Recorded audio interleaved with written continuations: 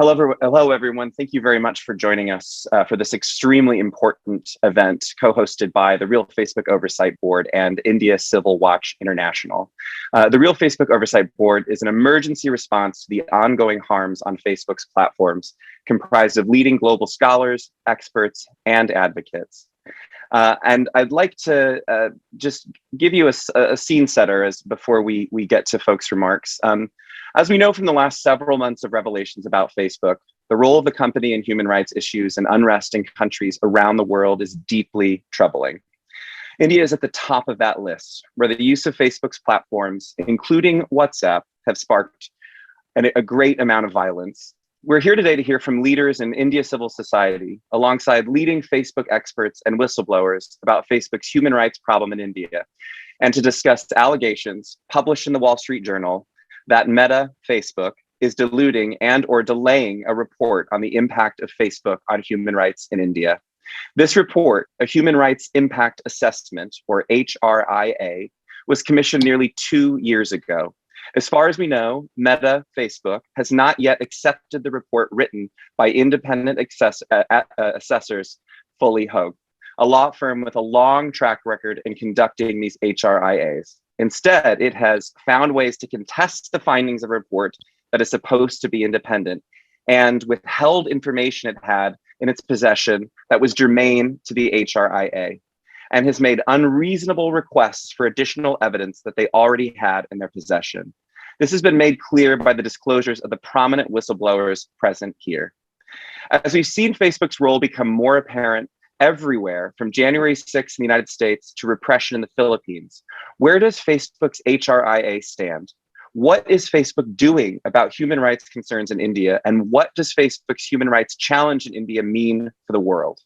We've just released and shared with the press on this call a letter sent January 3rd to Facebook's head of human rights demanding a public, unredacted, and complete India human rights impact assessment without delay. Facebook has not responded, addressing whether or not it will be released. Our speakers today are Tista Setalvad, Secretary of Citizens for Justice and Peace; Sophie Zhang, Facebook whistleblower; Brian Boland, co-founder of the Delta Fund and ex-vice president at Facebook; Dr. Zafarul Khan, founding editor, Milli Gazette, and ex-chairman, Delhi Minorities Commission; and Frances Haugen, Facebook whistleblower. I'd like to now turn it over to our first speaker, Tista Setalvad.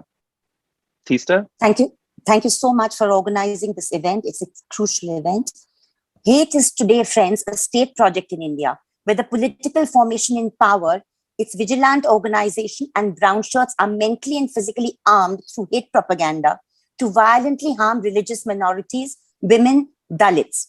Prejudiced ideas, acts of prejudice, discrimination, violence, 4 stages prior to genocide have been breached. The end goal of this hate, engineered through targeted sexual and other kinds of physical violence, is the alteration of the Indian Republic into a majoritarian theocratic states and the permanent reduction of these sections of Indians to second-class citizens. India has been variously dubbed in the last 1 year as partly free Freedom House, only partially free electoral autocracy, VDEM, Democracy Institute, and has fallen down in the Freedom Index too. It is also seen as a country of particular concern when it comes to the dignity, life, safety, and security of minorities. It is in this context that the supremacist hate as state project needs to be evaluated by international governments, corporations, and platforms. December 2021 and the new year saw an all-out call for the mass killing / genocide of Muslims from one of North India's quote-unquote holy cities. Christians were attacked across the country and unable to attend church in December or enjoy Christmas. A particular community, India's largest minority, and its women and girls are debasing targets through 2021 and 2022 through Twitter accounts, GitHub, Clubhouse platforms, where the macabre and shameful phenomenon of their auctions has taken place. A radio silence from the political leadership in power in New Delhi clearly signifies consent. Hate crimes that result enjoy therefore a high level of impunity. That Facebook can be a participant platform for this escalation up the genocidal pyramid is both shocking and unacceptable. What is the role of Facebook? Within this overall scenario, Facebook India as a platform is playing a dangerous role. Facebook has a vast clientele of 460 million plus users in English and 22 Indian languages, and allows unchecked, insightful content that has become an instrument for targeting minorities, Dalit, and women. What's been our experience, the CJP experience with Facebook? Some quick examples. In October 2018, we complained to the Public Policy Director, India, South and Central Asia, Facebook, about the vandalization of a church in the Prime Minister's parliamentary constituency of Varanasi by extremists, some of whom had also previously posted on Facebook inflammatory content targeting the Christian community. No response. In 2019, our Hate Watch program had analyzed how one elected official of the influential ruling BJP party from a state in the south, Telangana, amplified a rumor and added his own hate-filled speech on Facebook, where he had 500,000 viewers. A year later, he had called for vicious economic boycott of quote-unquote terrorist Kashmiris during the Amarnath Yatra on a video that has been viewed 300,000 times. Finally, he was a central figure flagged in the August 2020 Wall Street Journal report on how the corporation ignored hate speech by BJP leaders in India to protect its business interests. By March 2021, when Facebook finally concluded that he, Raja Singh, had violated its own community standards and violence and criminal behavior rules, he was removed from Facebook. His fan pages with 219,000 plus and another with 17,000 plus followers continue to operate and generate provocative content. Similar stark examples around the Delhi 2020 targeted violence of Muslims in the capital by Ragini Tiwari, Kill or Die Call, Kapil Mishra, Anjali Verma show that it is the unchecked use of Facebook in non-English languages that is instrumental in the spill and spiral of targeted violence. Facebook Incorporated has responded to 2 complaints sent by CJP against hate content made by Ragini Tiwari, stating that they are not in a position to take any action. Instead, they suggested that we should contact the party directly to get a resolution to the issue. Then there was a serial offender, Deepak Sharma, who Facebook is extremely reluctant to disengage with. We developed a detailed profile of his activities through Facebook. We complained, brought it up in writing and at roundtables. With thousands of followers, he still enjoys space on the platform. CJP has also been steadily tracking, documenting, reporting, and complaining about the man at the center of the genocidal hate story, Yati Narsinganan Saraswati, for years now. 4 years back, he has created an ecosystem of hate and he has used Facebook for this purpose. During this elaborate process, in November 2018, 4 years before the genocidal call to kill Muslims was given in December 2021, when a CJP member complained about his Facebook post where he said Hindus should be armed 24/7 to protect their religion and that Islam is cancer, we were told by Facebook India that this does not go against their community standards. But if we have an issue, we can either block Yati or unfollow his page. In short, we have tried to engage, however and whenever given the chance, have had detailed correspondences, attended India roundtables, have offered more than 12.5 of minute case studies and many, many more complaints that have unfortunately resulted in unsatisfactory results. All this work has also been at a risk and cost as the government tracks the critiques and dissenters. One of the main issues, which is a stumbling block despite the Facebook's mega corporation's own set of standards against public safety, hate speech, violence, and discrimination, is Facebook's India fails to take cognizance of the local context of supremacist and communally charged politics. Comprehending the difference between hate speech and free speech requires a candid engagement with an understanding of India's diversity and India's track record of vicious targeted communal violence. Allowing such hate content on Facebook also legitimizes such content that even courts have, albeit slowly, recognized. Facebook's automated filters, which are supposed to filter hate speech, faltered in India in the non-English languages. Any user can today search for hate content through a handful of keywords, which Facebook does not filter out.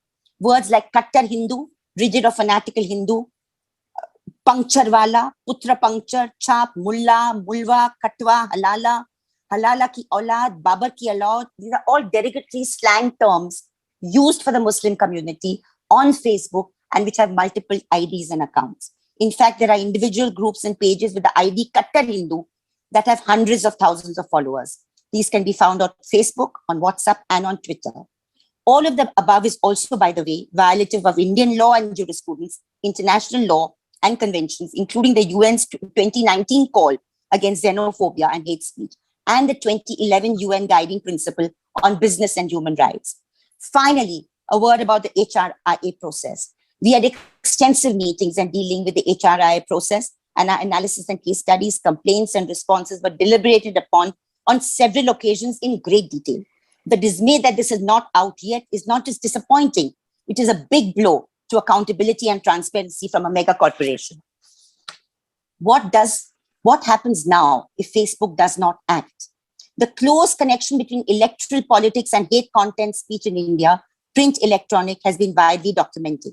The hollowing out of some of our constitutional institutions meant to check out unconstitutional content, Election Commission of India, mandated under law to check, quote unquote, the misuse of religion for political end, makes the situation more fragile, more explosive, more dangerous. While India remains the world's largest democracy, supremacist majoritarianism threatens its constitutional core. A 2019 Status of Policing in India report said it interviewed 12,000 policemen and women. It revealed shocking prejudice. 70% believe that Muslims were more prone to violence, and 30% believe that Dalits have the same proclivities. Laws are being enacted today by this government, cow slaughter laws and anti-conversion laws, quote unquote, the love jihad laws that are nothing but a weaponization of the law and order machinery. Seriously, India is on the brink. Under these circumstances, the formidable Facebook clientele that has crossed 463 million, plus the millions of WhatsApp and Instagram users, platforms also owned by Facebook, and also a source of spreading hate, multiplies many-fold this deleterious social impact. Facebook needs to engage with the issue directly, honestly, and comprehensively. It must release full undiluted the HRIA. Thank you. Thank you very much, Tista. And Tista Setalvad is an Indian civil rights activist and journalist and the secretary of Citizens for Justice and Peace, an organization formed to advocate for the victims of the 2002 Gujarat riots. She's been honored with one of India's highest civilian awards as well, the Padma Shri. I'd like to next turn over to Sophie Zhang. Sophie is an American data scientist who became a whistleblower after spending 2.5 years at Facebook, failing to fix the company from within. She formerly worked at the Facebook site integrity fake engagement team, created to deal with bot accounts, often controlled by authoritarian governments entities. From 2018 to 2020, while she was investigating those fake accounts, Ms. Zhang uncovered abusive political manipulation and opposition harassment networks in 25 countries. She testified that Facebook negligence was de facto letting authoritarian regimes manipulate public discourse. And she personally caught 2 national governments using Facebook to manipulate their own citizenry, while also revealing concerning decisions made by Facebook regarding inauthenticity in Indian and US politics. Sophie, over to you. Thank you very much. I'm Sophie. When I was hired at Facebook, I was a new employee barely out of graduate school on my second job. I still caught 2 world governments single-handedly that were exploiting Facebook, breaking the community standards to harass and repress their own citizenry with fake assets. I had no training, no expertise, and no familiarity with those countries in that question, and didn't even speak the language. This was possible not because I'm a super genius, I'm definitely not one, but because these were the low-hanging fruit that no one had even bothered to look for before. Facebook claims benevolence, but in the end they feel no responsibility to protect democracy and clean up the platform any more than Philip Morris feels responsible for preventing lung cancer. But when I counted the Honduran and Israeli governments red-handed, Facebook was still willing to act, although it took more than a year. In contrast, my colleagues agreed that politicized decision-making was most severe and largest in India. When I caught fake accounts manipulating politics in India, Facebook agreed to take them down as a clear violation of the community standards, up until we discovered that the accounts were personally run by a sitting BJP MP. As soon as that discovery took place, everyone went radio silent and the company refused to act. Facebook has, of course, denied this. They've also changed their story several times. In India, The large-scale use of fake accounts is sadly legitimized and common under the name of IT cells. I first learned this term half a year into my employment when a policy leader explained the name to me and that it was most common among the ruling BJP. When I discovered an IT cell supporting the opposition in the capital state of Delhi, another policy leader thought they knew what was going on. The opposition was learning from and imitating the BJP, they told me. That in late 2020, Facebook policy head in India, Ankhi Das, resigned after widespread reporting that she was allegedly biased in favor of the BJP in decision-making and statements. Earlier this month, The Wire reported that on the existence of a potential IT cell used by the government to fetch the phones of Indians with spyware and hijack their identities and names to forward government propaganda to friends and family. Facebook knew all along that the BJP was violating their community standards. They knew that this was going on in India and they refused to act. At Facebook, the policy department, the people responsible for making decisions, are the same as those responsible for lobbying governments. And so it's no surprise that this conflict of interest, which would cause any judge to recuse himself, would lead to these sorts of political interference. It results in a world in which there is impunity for the influential and justice for everyone else. This sort of selective enforcement reminds us of an infamous quote from a Peruvian dictator: "For my friends, everything. For my enemies, the law.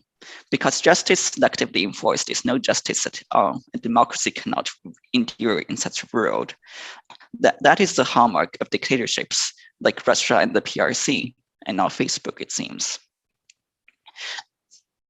In the end, Facebook has refused to release the HRIA. I can't read minds. I don't know why it is.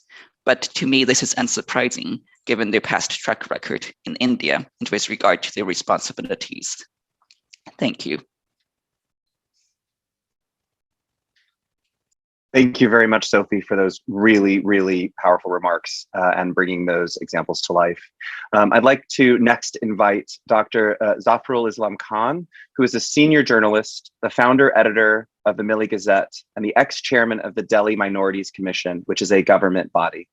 As chairman, Dr. Khan took the courageous step of publishing a crucial report on the Northeast Delhi riots based on on-the-ground research by prominent civil society actors. Dr. Khan?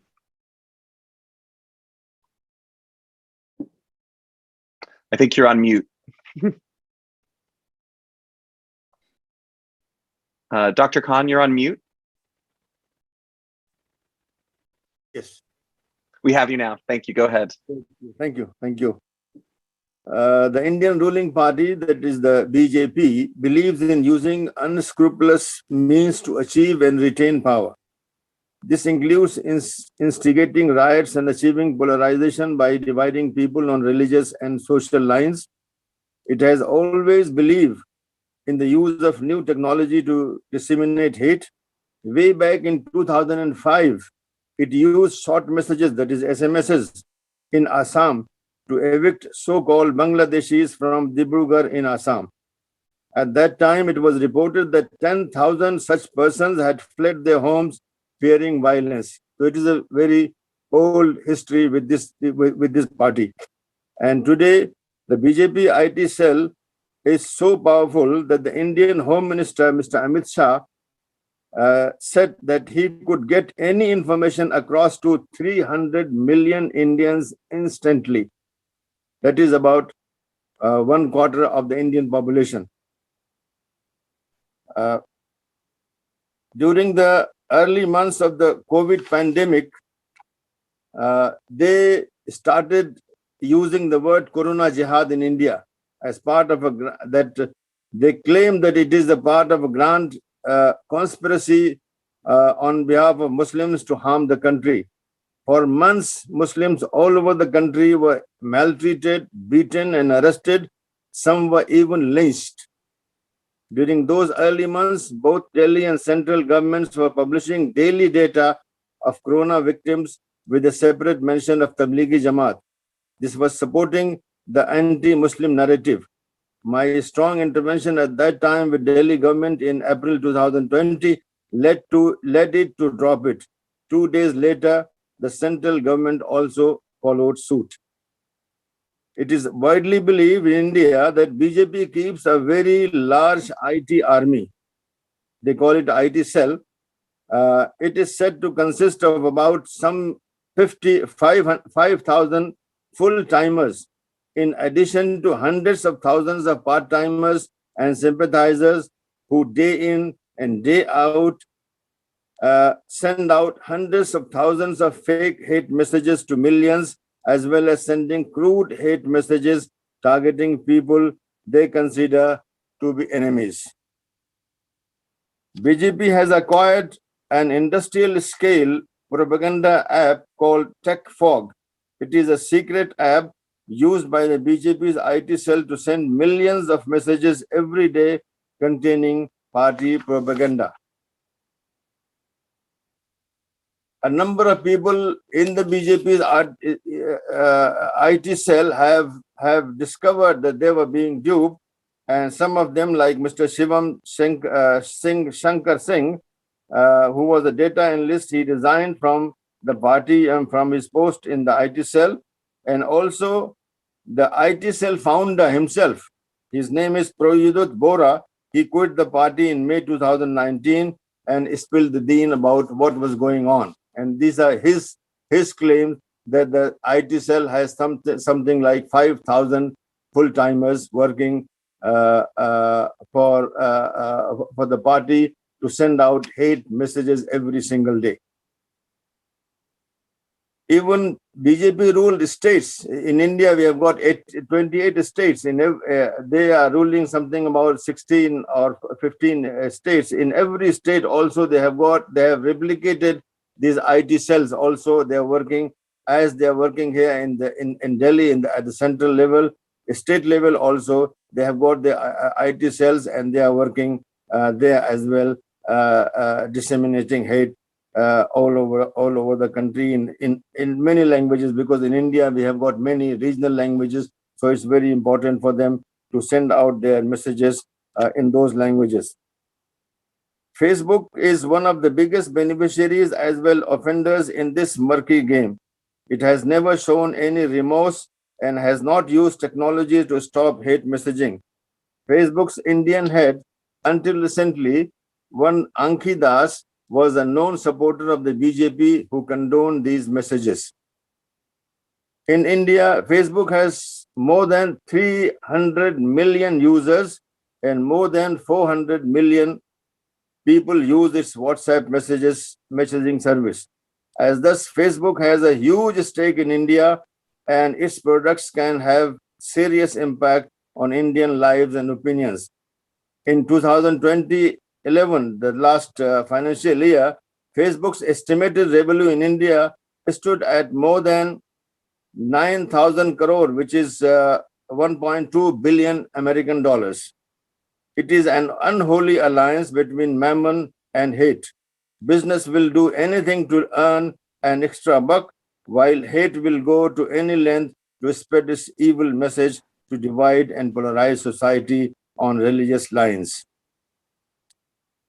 Facebook and other social media platforms consistently fail to remove objectionable content like calling Muslims locusts and termites and inciting Hindus to violence against Muslims. Sully deals in July 2021 and Bully by last month to auctions. Well-known female Muslim journalists and activists are part of this same game to debase and marginalize Indian Muslims and force them to shut up. Bombay police said that those behind Bully by use multiple handles to divide Muslims and Sikhs who are coming close in these past 2 years, which is an anathema to the ruling BJP party. Facebook was always aware of this murky game it played in India.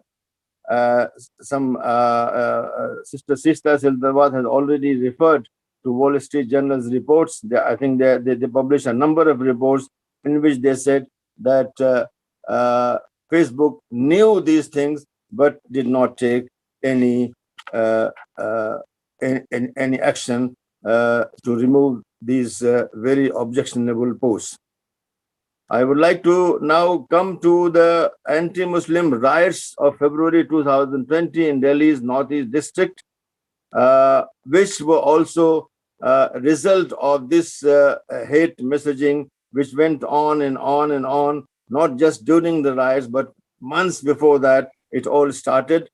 And the reason was that the government at that time in December 2019 brought out a new nationality law, which excluded Muslims from gaining Indian nationality if they came from certain countries, and also included that it's going to make new register of nationals, Indian citizens, by applying the same yardstick which was used in Assam, where 1.9 million residents or people in Assam were excluded from Indian nationality, which meant that something like 30 or 40 million Muslims were going to lose their nationality. And this led to a huge protest all over India, which went on and on and on for 3 months, day and night, at hundreds of places. I think 700 or 800 places it was going at that time.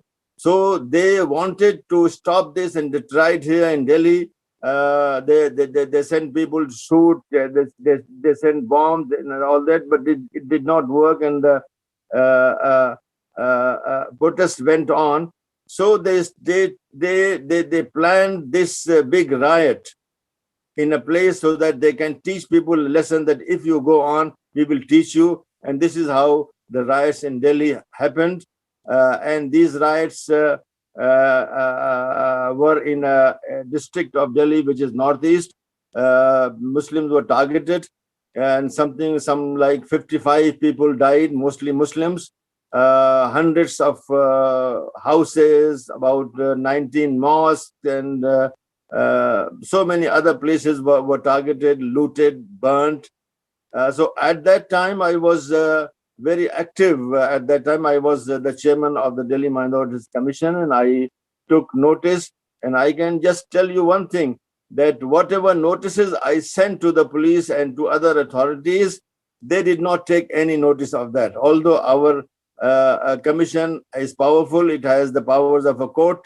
But since this was connected with the ruling party, they did not take any, they did not even reply to us. And also, at the same time, I sent a letter to the Chief Justice of India, in which I included 87 such posts, which are very, very highly contemptible and hate posts. But he also did not take any notice. So this went on, and there are so many other such instances in which we tried to do something, but the authorities, especially the police, would not listen to us. The other thing is that after the riots, the police started implicating the victims themselves. I mean, Muslims were the victims. Their houses were burned, their houses were looted, they were killed. Mostly, I mean, not all the victims were Muslims, but something like 70-80% were Muslims. They were being implicated as planners and executors of this riot, and they went on. So this, our report to which we have just mentioned, this was very powerful weapon in the hands of the victims. They are using it because this shows with evidence that all the activity leading to the riots was planned by BJP people, by certain people like Kapil Mishra and others. But they have not taken any notice. I mean, the police has not even questioned Mr. Kapil Mishra or Ragini, who was just mentioned by Tista. They are, behaving as if nothing was done by these people, although all their tweets and all their Facebook posts are still, I think, still there. but they have not taken any notice of that. I think since my time is very limited, I think I will just drop a lot of things that I wanted to say. But here I would like to say at least that as a result of this consistent and continuous barrage of hate on social media, particularly on Facebook, Indian Muslims have been practically dehumanized, marginalized, and rendered voiceless. Sporadic lynchings have been going on these past 7 years. Some 650 lynchings I have personally documented have happened, in which hundreds of Muslims have been killed, many others injured. So this is going on, and but these are and these people who implement these hate crimes, they put videos on Facebook and on Twitter and on other platforms, and nothing happens to them. And if something happens to them, they go to the jail for a few days, for a week or so, and they come out. I mean, killers come out very easily from jails, and they are garlanded by ministers. A central minister garlanded such killers. This is happening here. It's a call for genocide at this time. Social media platforms, particularly Facebook, share a lot of responsibility in making hate as normal, popular, and accessible everywhere in the country. I fear an attempt to unleash genocide may take place any time before the general elections in 2022, and social media platforms will be heavily used for this crime. Therefore, it is incumbent on social media companies to realize their legal and moral obligations and stop hate posts in their entirety. Thank you very much. Thank you, Dr. Khan, for really bringing to light the impact of online activity in the offline world and the harm, the real harm in the real world that can be propagated through social media. Next, I want to go to Brian Boland. Brian was the Vice President of Partnerships, Product Marketing, Strategic Planning, Analysis, Partner Engineering, and Marketing at Facebook. He's currently a co-founder of the Delta Fund, which focuses on improving equity. Brian quit Facebook over concerns that the algorithms promote harmful content and the company doesn't invest in studying or solving those problems. He was also concerned about attempts to curb the use of CrowdTangle to promote transparency on the Facebook platform. Brian? Thanks, Kyle, and thanks to the other speakers, to Tista and Zafarul for your thoughts and context of what's really happening in India and on the ground, and for Sophie and Francis for your courage for speaking up, because it's hard and it's incredibly important. And thanks everyone for joining this conversation today that we shouldn't have to have. This isn't a conversation that should be something that we have to escalate and push for. As Kyle said, I was with Facebook for 11 years, and I was proud of much of what I built, tools that helped connect people and grow small businesses. But over the end of my time there, the last 3 years, I became increasingly concerned over how the platform negatively impacts people and frankly harms communities. One lens of that for me was CrowdTangle, which is a transparency tool that helps journalists and human rights organizations see a sliver of what's happening on Facebook. And there was data in there that I increasingly became concerned about, trends that I saw that were worrying. But more than the concern over those trends, I was really concerned and heartbroken by the response from the company. It was really around image and public relations rather than understanding the impacts of the platform and reducing those harms to people. What it was about was controlling the story, not understanding the impact. And that leads me to today, where I'm so concerned over this HRIA, because I fear that those same patterns that I saw, where the response was about minimizing the story and mitigating what people would say about these issues, rather than uncovering the truth and really learning about how these platforms of Facebook, Instagram, and WhatsApp are impacting communities in India. And it's important that we get Facebook to release this report and take actions and actually fix issues and not just try to dodge this in the press. But I don't think it will on its own. Facebook, to its credit, does some work on safety and transparency. They have some teams like the Facebook open research and transparency team, and CrowdTangle, which I mentioned earlier. But those investments in transparency and safety are tiny. They like to talk about this number that you've heard of over $2.5 billion a year spent on safety over 5 years. Super interesting. The same 3-month quarter where they announced that number, they spent over $13 billion on shareholder stock buybacks.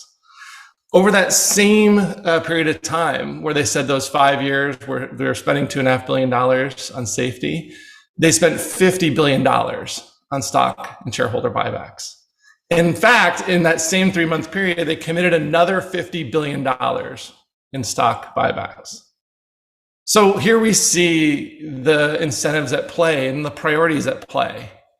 It's worth $100 billion to protect the shareholders at Facebook by buying back their stock. But what do we see invested in protecting the people who use Facebook and increasing transparency? So if it doesn't seem like Facebook's going to protect the people who use its products and services, who's going to protect them? Who's going to take these harms that we heard earlier in this conversation and make sure that they don't happen any longer? Make sure that we understand them. That's why this conversation today is so incredibly important. That we increase public pressure and public awareness of these issues. There was this whirlwind around when Francis shared these documents of harms that were happening all over the place, and we can't lose sight of those. We need to deeply understand what's happening in India, and we need to push and create pressure to get this HRIA released. And it's time for governments to act. It's time for us to get legislation and oversight. It's time for us to get legislation that increases transparency and increases that accountability. Because Facebook is a business. It's not a mission. And Facebook will act like a business. And left to its own devices, we've seen what will happen. They'll invest billions and billions in protecting the shareholders and a much, much, much smaller amount in protecting people. So let's push this conversation. I appreciate everyone being here today. This is so serious because while we talk about these stories, we talk about these numbers, there are human beings. There are people who every day are experiencing harms. And that is something that we all have to fight to minimize. Thanks. Thank you, Brian. As you say, this is a business and it will operate like a business. We have one more speaker and then we'll be moving to the Q&A. Just as a reminder, if you do have a question, please, you can message it to Ben Wiskita in the chat, or you can also let us know during the Q&A and turn your video on to pose your question. Before we get to that, I want to turn over to our last speaker, Frances Haugen. Frances holds a degree in electrical and computer engineering from Boland College and an MBA from Harvard. She's a specialist in algorithmic product management, having worked on ranking algorithms at Google, Pinterest, Yelp, and Facebook. She was recruited to Facebook to be the lead project manager on the civic misinformation team, which dealt with issues related to democracy and misinformation, and later also worked on counter-espionage. During her time at Facebook, Frances became increasingly alarmed by the choices the company makes, prioritizing their own profits over public safety and putting people's lives at risk. As a last resort and at great personal risk, Frances made the courageous decision to blow the whistle on Facebook. Frances fundamentally believes that the problems we're facing today with social media are indeed solvable. We can have a social media that brings out the best in humanity. Frances, over to you. Thank you so much for inviting me today. I want to reiterate the calls for transparency that all the previous panelists raised. The only way that we will begin to have Facebook make different decisions is if Facebook faces different incentives for how to conduct its business.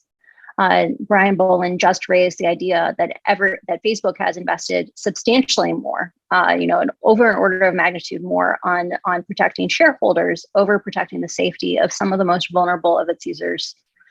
When we think about why they do that, it's about a question of what is transparent, what can the outside world see, and what is the impact of that information? Facebook knows that its operations happen entirely behind a veil, that no one can, standing on the outside, each of us has an individual experience of what Facebook is like. We see a little tiny peephole into what that universe is. And when we speak to each other, we can begin to see a larger and richer and more comprehensive view. But up until my disclosures, every time activists raised the concerns raised on this call today, Facebook was able to say, that's anecdotal information. That's not actually what's happening on the platform because no one could see inside the company. We must push for mandatory transparency because as Facebook has demonstrated, when they have voluntary transparency and they find results that they don't like, they stonewall, they delay, they make sure that no one ever sees those results. The reality is, as long as Facebook has to report or has as a public number that is its stock price, but doesn't have a public number that is the number of hate speech posts, the performance of its hate speech systems, what safety systems exist in each language, we will not be able to have social media that is an appropriate level of safety. I want to draw attention to a couple of characteristics of India that sometimes people don't really fully intuit. Remember, India is Facebook's largest country. They have a larger obligation to make sure they are a positive force there. There are over 300 million Facebook users in India. That's almost the population of the entire United States. And yet, Facebook doesn't invest in India at an appropriate level. If Facebook was required to publish the performance of its Hindi language violence incitement classifiers, hate speech classifiers, or even just say, hey, India is a very linguistically diverse country. I believe there's on the order of like 14 or more languages that are spoken by 10 million or more people. Unless Facebook is required to publish what its safety systems are for a linguistically diverse society, India will not get the safety that it deserves.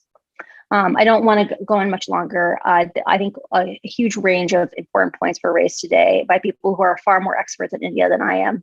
And I just want to emphasize again, Facebook is not cooperating because they know what's in this report is bad. We've already seen a huge amount of reporting based on disclosures that I brought forward of Facebook's consistent awareness and negligence with regard to India. And we need to demand a higher level of care and responsibility from Facebook with how it treats its Indian users. Thank you. Thank you so much, Francis. And before we do turn it over to press, I just want to remind everyone again of our call to action. We've released today a letter from more than 20 civil society organizations from around the world sent January 3rd to Facebook Director of Human Rights, Miranda Sissons, calling for Facebook to stop hiding and limiting the scope of the HRIA. The world is watching Facebook on this issue.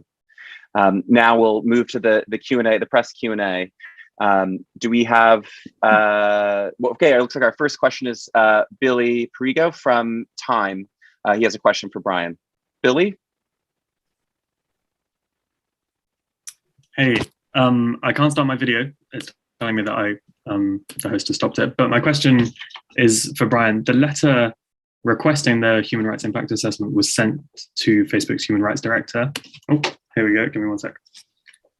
The letter was sent to Facebook's human rights director. Do you think her team, the human rights team, has any power within Facebook? And what message would you send to people on that team who might be concerned that similar trends to what we saw with Haugen's documents, with the integrity teams being overruled by other elements within the company? What message would you send to people who may feel that the same trend is happening there? Yeah, look, the power at Facebook is Mark, full stop, right? Mark's hands are on everything. Mark's decisions lead everything.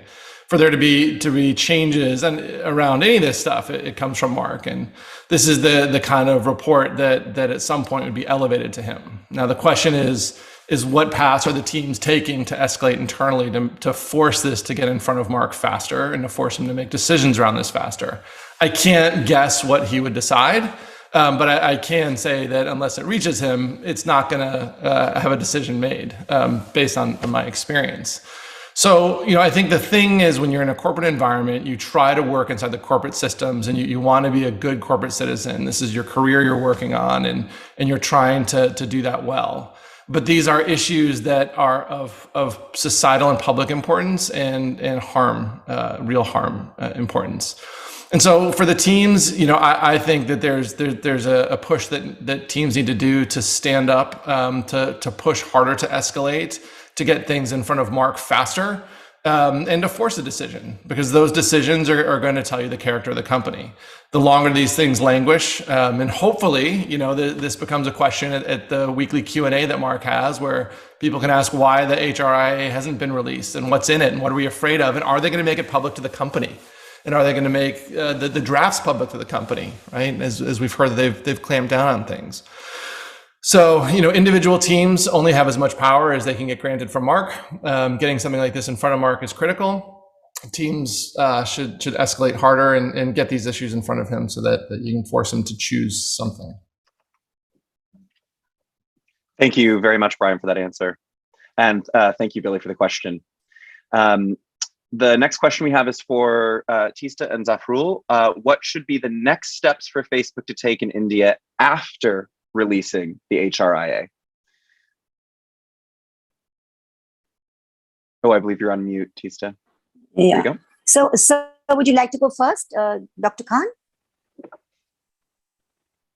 I think he's saying go ahead. Yeah, okay. Sorry. Thank you. No, basically, I think the step should be, of course, first the release of the report. After that, I think it's extremely important, as has been raised by some of the very eminent whistleblowers. They have to invest more in the non-English languages, because India has 22 official languages. And that's where the hate is being spread and the algorithms are not catching it. I just read out about 10 examples to you. Some of the words may not make sense when you're hearing them back in the States. But I mean, when I say Kattar Hindu, if you just go to Kattar Hindu, it's written in the Roman script, but it's a Hindi word. It means fanatic or rigid Hindu. And if you just write that up, you'll find about 70 IDs, totaling up at a few hundred, not few 100,000, but a few thousand. So that's just one example. Then there'll be similar derogatory terms, slang terms used for Muslims, which are very derogatory in the Hindi language, which the ecosystem knows. So I'm saying invest in the non-English languages. You need to get experts in those non-English languages. And also please engage with the victim groups, the target groups, and civil society. You need to engage. I mean, the experience we had with Facebook India was terrible. We went to a couple of roundtables, but they didn't want us there. They did not want us to be in that room.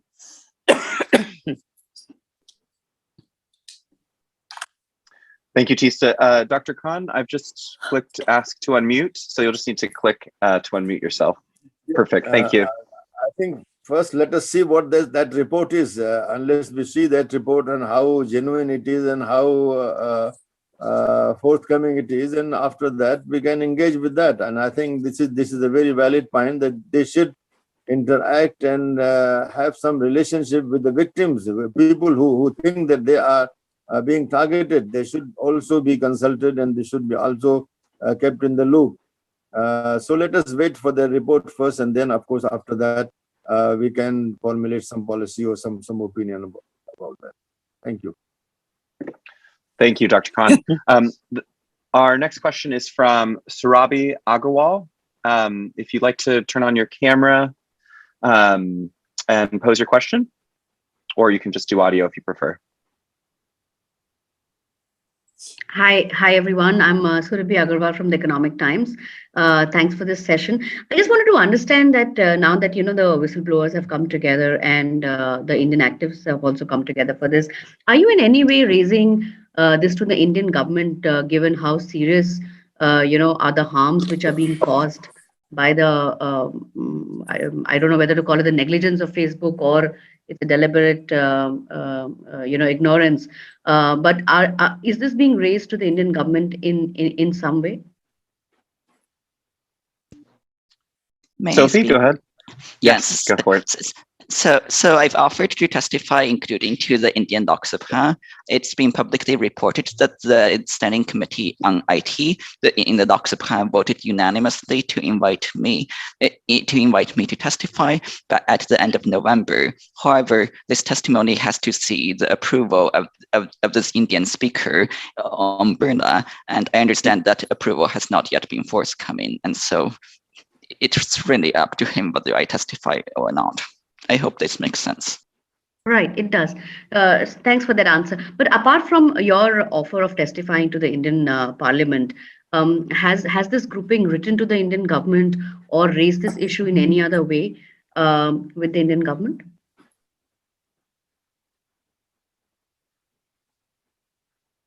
Go ahead, Tista. Well, I'm sure that the group that wrote the letter on January 3rd will think of ways to take it forward. We won't be stopping at one letter. But I'm saying, as far as the individual components of the people today who are on the panel, and I'm talking about my organization, we are constantly writing every other day to various Indian statutory authorities, which includes sometimes the Ministry for Information and Technology, which is mighty, as you know, when some electronic channels, like Sudarshan channel, I'll give you an example, which is run by the Rashtriya Swayamsevak Sangh, is not on NBDSA. We have complained multiple times, but there is very little response. But the communication from our side is on. Right. I'm just wondering if, I also understand. Oh, go ahead. No, I'm just wondering if all of you can come together and raise this issue with the Indian government collectively. Will it kind of have some impact, maybe some more impact, larger impact, bigger impact, maybe? Thank you. And I do believe, Dr. Khan, correct me if I'm wrong, but multiple complaints were filed to the Delhi police and the Chief Justice of India. That's right. Yeah. Okay. Thank you very much. Okay. So the next question is from Deepa. Deepa, are you able to turn your camera on and pose your question? Thank you very much.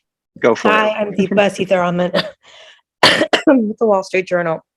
I was wondering, it seems like Facebook's the willingness to tackle some of these problems has changed in the last 6 months. We've reported it, the Times has reported it. There have been a lot of different reports about, no more apologies and the company just being a little bit more defiant. I'm wondering if any of the panelists see any kind of path for the company to take more aggressive steps, or any of the steps that are recommended here to address some of these problems, especially in India. And I'm also wondering if any of the pieces of legislation that are being considered or discussed in DC could help, and what your assessment is of all the various pieces of legislation are kind of like what's cooking in DC, and if you think any of that could help solve some of these problems, not just in the US, but internationally. Thanks. Anyone?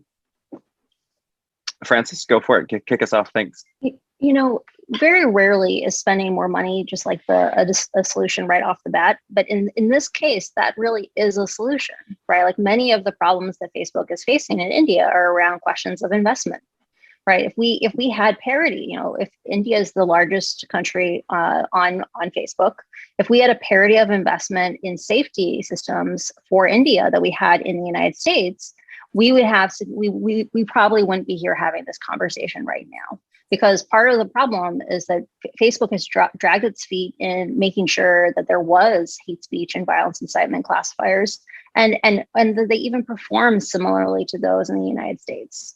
So in all these situations, Facebook could be choosing to treat India and its Indian users with the dignity and respect that it does its American users, but it chooses not to. And as long as Facebook has piles of cash that it can buy back its stock, it's hard to see why it is that they can't spend more on safety, other than it won't prop up the stock price in the short term as much. The secondary thing is that there are lots and lots of non-content based interventions that Facebook could do tomorrow. Like one of the things that we're seeing in the case of Sophie's disclosures, in terms of some of the things that have been escalated by other independent whistleblowers in the last 12 months, what we're seeing is around the weaponization of the platform. There are solutions around misinformation that don't involve per language solutions. And in the case of India, where you have a very linguistically diverse society, Facebook could be stepping in and saying, we are going to apply the same safety standards that were in place in the United States on January, in the days after January 6th, having the system run a little less hot, amping up virality less, treating large unmoderated groups as riskier spaces. But Facebook chooses not to do these things because the platform grows slower or people consume less content when these things happen. And so these are all choices that Facebook could do tomorrow, but they choose not to. So Deepa, I think Francis. Francis lays out some really good things that Facebook could do. So why don't they do it, right? And I think it comes down to a lack of incentive, a lack of a reason to push them to do it. So, if you think about, conversations I've heard from people who are still at the company's become more entrenched. It's become more the world is out to get us versus them. Crazy theories like Francis is some like corporate plant who was sent to the company to like undo them. No kidding. Like these are things that are being passed around inside the company. They're not getting pressure from users leaving the platform, which is the only thing they care about, right? Is whether people leave or not. Advertisers continue to advertise. The advertiser boycott last year was large advertisers who the gap was made up by small advertisers. So there's not a sense of pressure for the company, and they're not going to do it because it's the right thing to do. If they're going to do it because it was the right thing to do, they have the data, they have teams who understand the issues, they have solutions at hand. So if they were going to do the right thing, they would just do it. So what do we do from there? One, like this is where legislation and regulation is important. Industries from time immemorial get legislated and regulated eventually because they just by nature don't do the right thing. We get tricked into thinking that these tech platforms are like mission driven, but they're companies and they're businesses.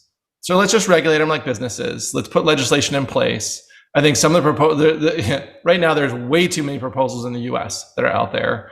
There's some good proposals in the EU, particularly in the UK. I think in the US, I think the bill around transparency becomes really important. You need to couple that with accountability so that fines can have a couple extra zeros added to them so that, if you get a $5 billion fine and you're generating the revenue Facebook's generating, that's just a cost of doing business. Like just move on and pay the fine. So we have to get our act together. We have to get legislation around transparency put in place. There's really interesting stuff around removing 230 protections around algorithms and what gets amplified that I think is promising. And I think clarifying which agency has oversight and accountability.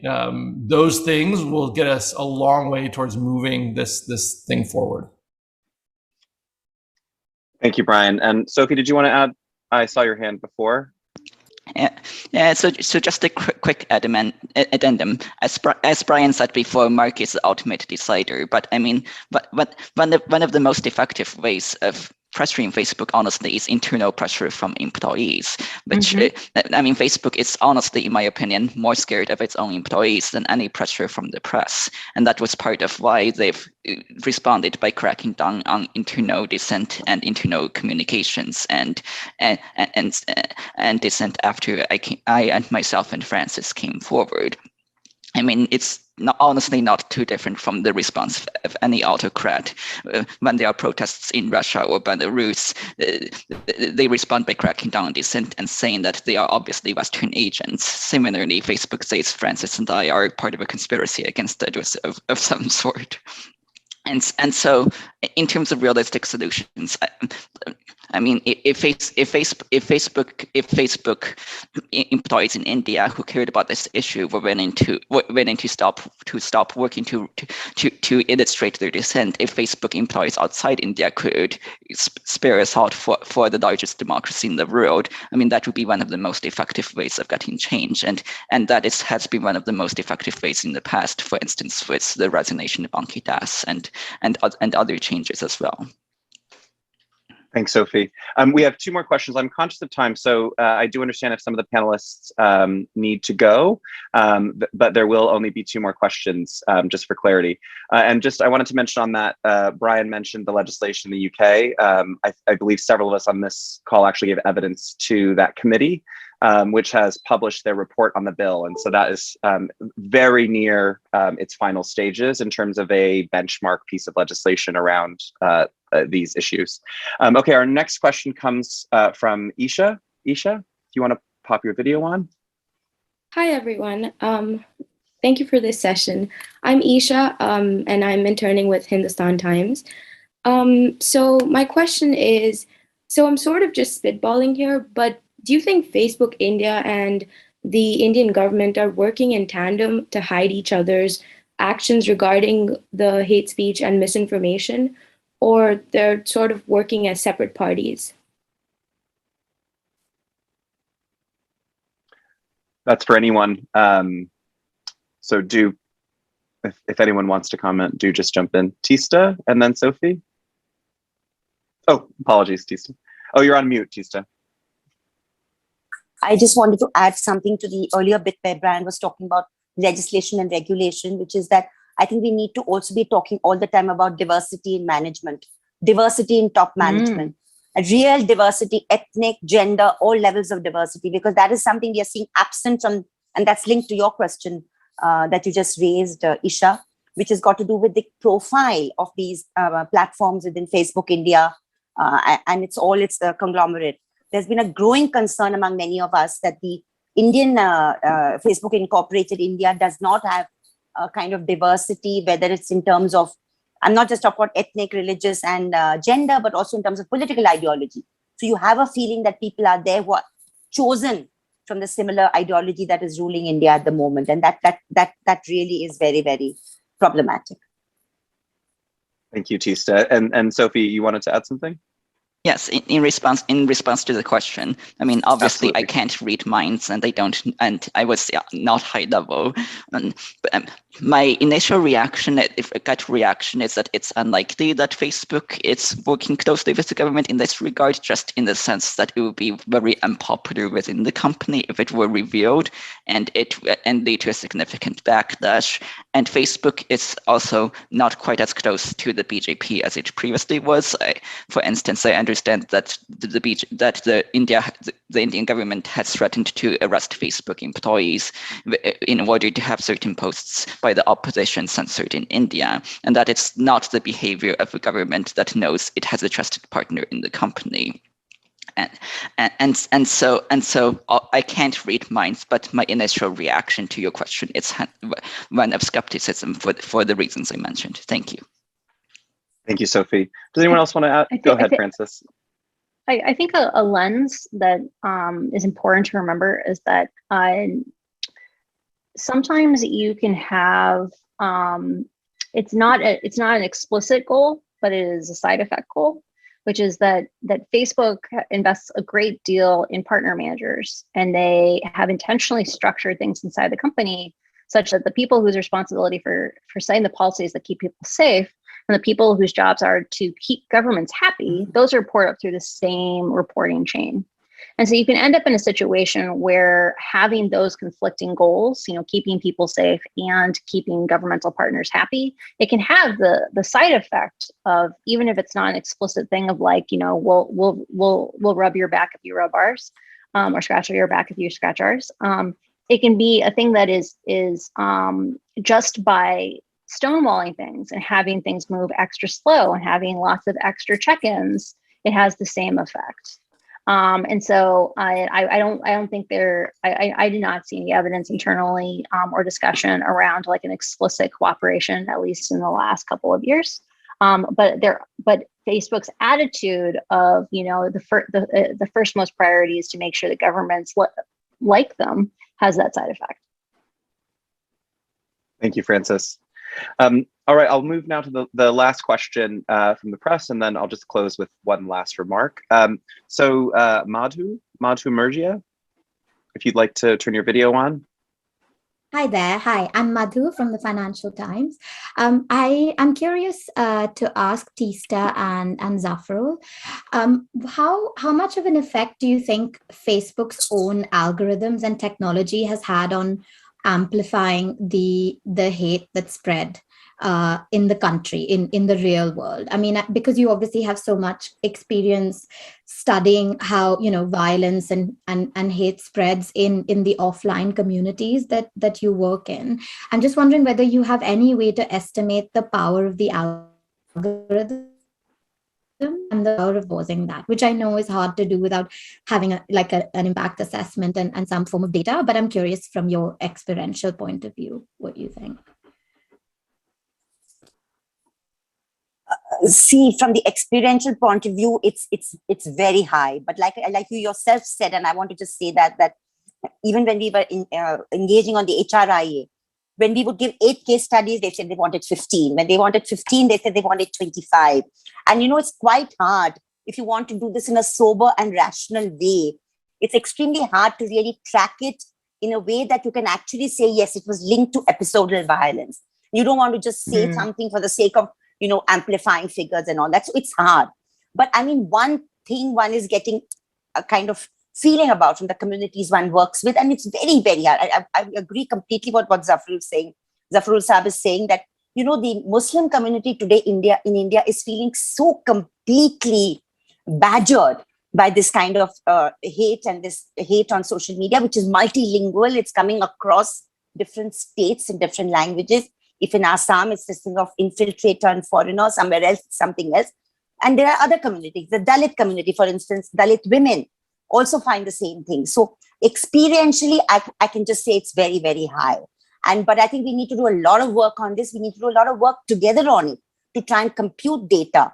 Because I gave examples to you, Madhu, and I can give you 40 more about certain non-English terms that are just not picked up by the Facebook algorithm, And I dare say if one had a team, which we don't because we are a small civil rights group, if we had a team of maybe even 1/10 of what Facebook has of actually monitoring every single kind of term that needs to be monitored, we'd be able to come up with this data. But yes, this data needs to actually be computed in a responsible way. Thank you, Tista. Dr. Khan, did you want to add anything? I think everything has been said. I suppose there is no data, but from what we know, for instance, one certain journalist, Rana Ayub, has been trolled, has been attacked 22,000 times within 5 months. So this is going on, and I myself, I'm attacked every single day. So it's going on, but there is no actual data, and I think the most important thing is that both are rubbing each other's back. I mean, Facebook and the Indian government, and Facebook will change its policies if this government changes. I think they are after their money. They want to just keep on earning more and more in the Indian market. So any pressure that is going to come will come from outside, because the Indian government is very happy with what's happening. And if there is any law, last year they had new IT rules, but they are only to control anything which goes against them. So any pressure, if it comes, it will come from outside, from legislation from outside, especially in America, and also from pressure from civil rights groups and civil society outside India. In India, we have been made voiceless, actually. We don't have any voice. We are not heard. If we write to the government, it does not respond. So it is just a stonewalling here in India. Any pressure that is going to come, which will be really worthwhile, it will come from outside. Thank you, Dr. Khan. And thank you for the question, and a huge thank you to all of our panelists. Just a few bits of information. The press release with the letter that was sent has been relinked in the chat for press, as well as an email address if you'd like to arrange further interviews. I wanted to also let you know that the Delhi Minorities Commission's complaints will also be made available to the press in the press packet. And lastly, while the session was running, I was made aware that Miranda Sissons did indeed reply to the letter today, but made no commitment to making any part of the India HRIA public, nor did she explain the steps that civil society views as obstructionist and attempting to dilute the report. So we continue to not have a clear answer as to when, what, and or why to these questions. I'd like to, I appreciate everyone staying a few minutes over the hour to take the rest of the questions. And with that, I'd like to conclude. Press, thank you very much for attending. And if the panelists can just stay for a moment until our producer confirms we're no longer live streaming. Thank you, everybody. Thank you.